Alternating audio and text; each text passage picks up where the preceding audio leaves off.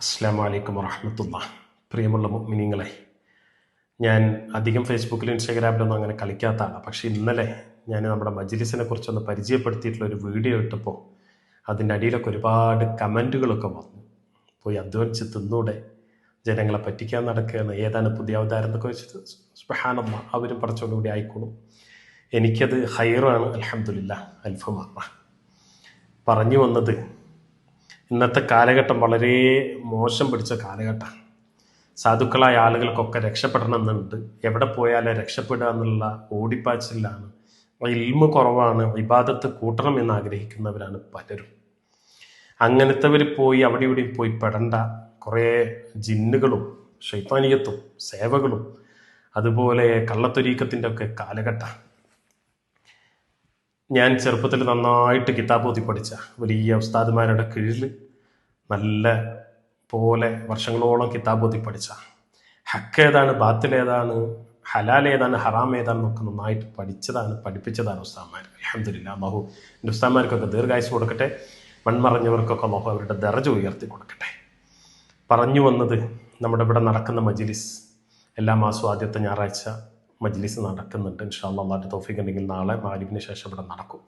കഴിയുന്നവരൊക്കെ താല്പര്യമുള്ളവർ മാത്രം വേണമെങ്കിലൊക്കെ വന്ന് പങ്കെടുത്തോളി. കാരണം ഇത് ഞങ്ങൾ പാരമ്പര്യമായിട്ട് നടത്തി, എൻ്റെ ചെറുപ്പം മുതലേ എൻ്റെ വീട്ടിലെ ഖുത്ബിയത്ത് നടക്കുന്നതാണ്. ആ ഒരു പാരമ്പര്യത്തിലൂടെ ഞാനിങ്ങനെ കൊണ്ടു നടക്കുന്നതാണ്. എൻ്റെ ഉസ്താദുമാരുടെ സമ്മതവും അവരുടെ പൊരുത്തൊക്കെ വാങ്ങിയിട്ട് നമ്മുടെ വീടുകളിലൊക്കെ നടത്തിയിരുന്ന ആ ഒരു ഖുത്ബിയത്തിൻ്റെ രീതിയിലാണ്, ആ ഒരു അച്ചടക്കത്തിലും ആ ഹുർമത്തിലൊക്കെയാണ് നമ്മുടെ മജ്ലിസൊക്കെ ഇവിടെ ഇങ്ങനെ കൊണ്ടു നടക്കുന്നത്. അപ്പോൾ അതിലൊക്കെ വരുന്നവർക്ക് വലിയ ഫലങ്ങൾ കിട്ടുന്നുണ്ട്. ഞാൻ വീണ്ടും പറയണം, അത് എൻ്റെ ശരീരത്തിൻ്റെയോ എൻ്റെ കറാമത്തൊന്നും നിങ്ങൾ കണക്കാക്കേണ്ട. ഞാൻ സാധാരണ ഒരു മനുഷ്യനാണ്. ഞാൻ നന്നാവാൻ വേണ്ടിയിട്ട് എനിക്കെതിരെ കമൻ്റ് ഇടുന്നവരൊക്കെ ദുആ ചെയ്യണം. കാരണം നിങ്ങളുടെ അത്ര ഇൽമും നിങ്ങളുടെ അത്ര അമലുകളൊന്നും ഇല്ലാത്ത പച്ച സാധു മനുഷ്യനാണ്. അപ്പോൾ പ്രത്യേകിച്ച് ദ്വാരക്കുക. നിങ്ങൾ ആരും 5 പൈസ എനിക്ക് തരണ്ട. ഇവിടെ വരുന്നവർക്കൊക്കെ അൽഹംദുലില്ലാഹ് പായസം സ്വീകരണമായിട്ട് വരുമ്പോൾ പായസം കൊടുക്കും. തിരിച്ചു പോകുമ്പോൾ നല്ല ഭക്ഷണം വയറ് നിറച്ച് കൊടുക്കും. അതിന് പുറമെ എന്നാൽ കഴിയുന്ന വിധം എല്ലാ മാസവും ഇവിടെ സ്ത്രീകൾക്ക് ഒരു തയ്യൽ മെഷീൻ കൊടുക്കുന്നുണ്ട്, എല്ലാ മാസവും കൊടുത്തു വരുന്നുണ്ട്.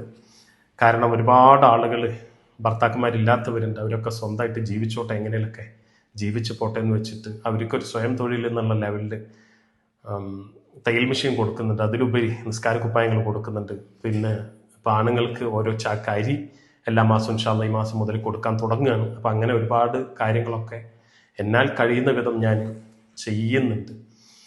ഞാൻ വലിയൊരു മുതലാളിയുടെ മകനായിട്ട് തന്നെ ജനിച്ചത്. എൻ്റെ ബാക്ക്ഗ്രൗണ്ടൊക്കെ നിങ്ങൾ ചോദിച്ചാൽ അറിയാം. ഇഷ്ടംപോലെ സ്വത്ത് മുതലൊക്കെ അവിടെ കിടക്കുന്നുണ്ട്.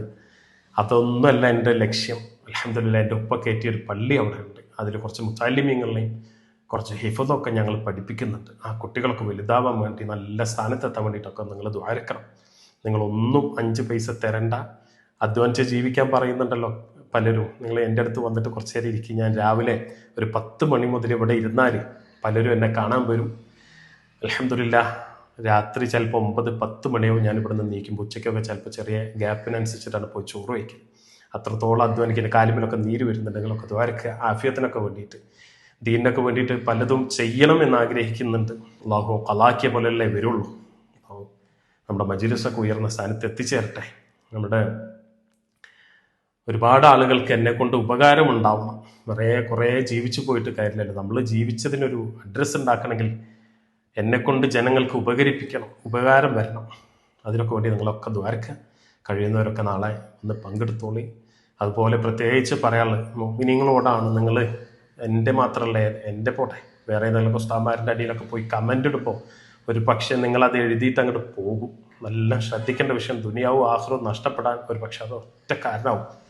നിങ്ങൾ എഴുതിയിട്ട് എന്തെങ്കിലും വല്ല റെക്കമെൻഡുകളോ അല്ലെങ്കിൽ മോശപ്പെട്ടതോ അല്ലെങ്കിൽ അവരെ വെറുപ്പിക്കുന്നോ എഴുതിയിട്ട് അങ്ങോട്ട് പോയി കഴിഞ്ഞാൽ സുബ്ഹാനല്ലാഹ്, കാലങ്ങളോളമായിട്ട് അത് അവിടെ കിടക്കും. വരുന്നവരൊക്കെ അത് വായിക്കും, നിങ്ങളുടെ കമൻറ്റുകൾ അത് വായിക്കും. ഒരു പക്ഷേ അത് നിങ്ങളുടെ ദുനിയാവും ആഖിറവും നഷ്ടപ്പെടാൻ അത് മതിയാവും. പ്രത്യേകിച്ച് മുഅ്മിനീങ്ങളോടാണ് ഞാൻ പറയുന്നത്, നല്ല ശ്രദ്ധിക്കുക. അങ്ങനത്തെ ഒരു വിഷയത്തിലും ഒരു ഉസ്താദന്മാരാവട്ടെ, ഒരു തങ്ങന്മാരാവട്ടെ, ഒരു ഉസ്താദന്മാരാവട്ടെ, അത് അവരും പടച്ചോനും കൂടി ആയിക്കോളും.